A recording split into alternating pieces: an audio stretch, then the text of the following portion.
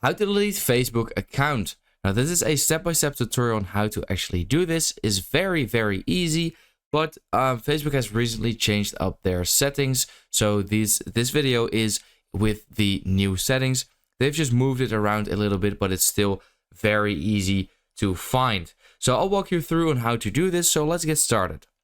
First of all, you still want to click on the menu and scroll down to go to settings and privacy and open up the settings.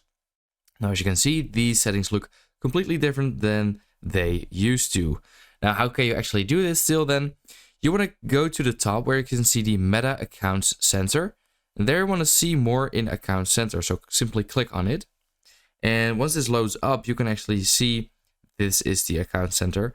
And here you can see all your accounts as well. But what you want to do is go to Personal Details. And here you can actually see Account Ownership and Control. There you want to click on, and you can already see deactivation or deletion.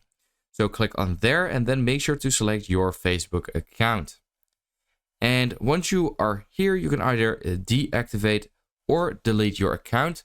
Now you want to delete it since you clicked on this video, of course. But I actually really like deactivating it as well, because then it's basically deleted, but you can still log in whenever you would like to reactivate it. And then you will still have exactly like your Facebook account and everything in there.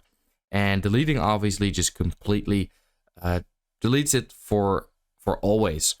But if you want to delete it, simply hit continue. And then keep in mind that your pages and other stuff will also be deleted. Hit continue again. Here you have to select a reason and then fill in your password. And that is all you have to do. That is how you can delete your Facebook account. I hope this video helped you out.